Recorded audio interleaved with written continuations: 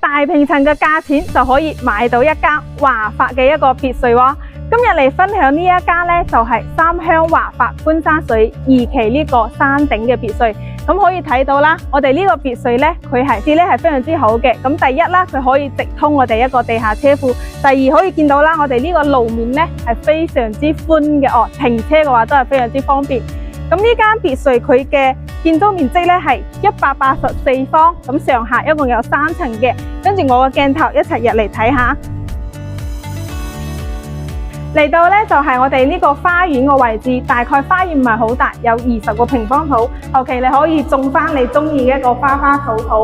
咁一入嚟呢個呢係我哋1樓嘅一個空間啦。咁餐客廳呢係一體嘅，因為今日係陰天啦，光線唔係特別靚哦。但係我哋嘅飯廳位呢係有一個中空嘅6米嘅一個挑高，後期呢度樓上呢都可以間翻一間客房嘅。咁再過嚟呢就係我哋嘅一個廚房個位置，廚房呢都係帶有一個比較大嘅窗嘅，可以整一個 L 型嘅大窗。咁呢邊呢就係上翻2樓啦，同埋落地下室嘅呢個樓梯位哦。我哋再嚟睇翻房間呢一邊。咁1樓目前呢係有一個公共洗手間啦，同埋一個客房嘅。我哋呢個客房可以睇到採光嘅話都係 OK 嘅，仲有一個標窗俾你。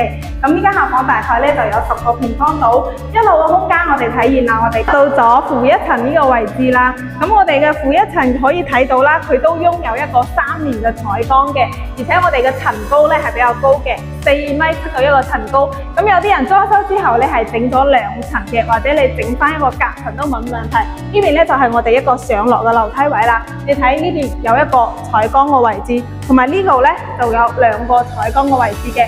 咁我哋呢個地下1層呢係非常之有特點嘅，因為呢佢可以直通出翻我哋嘅車庫。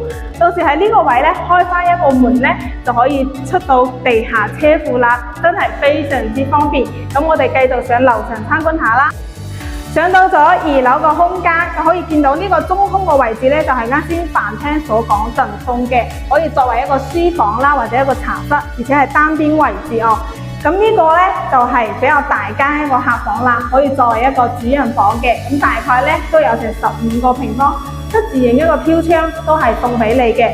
目前呢2樓有2間客房，咁仲有一間呢可以作為一個套間使用哦。咁呢一間呢個洗手間就唔係好大啦，咁大概呢就只有幾個平方。咁呢個房間呢，到時可以擺翻5個床呢係完全冇問題嘅。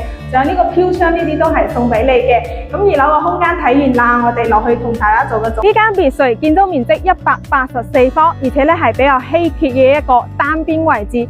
第一啦，可以直通我哋一個車庫；第二呢，就喺大路邊上停車非常之方便嘅。咁依家呢，佢放嘅價錢呢係170幾萬喎，業主呢特意委託我哋過嚟拍視頻嘅。如果你睇啱呢，都可以揾小林傾價嘅。想了解呢個別墅嘅更多信息呢，就可以聯絡翻小林啦。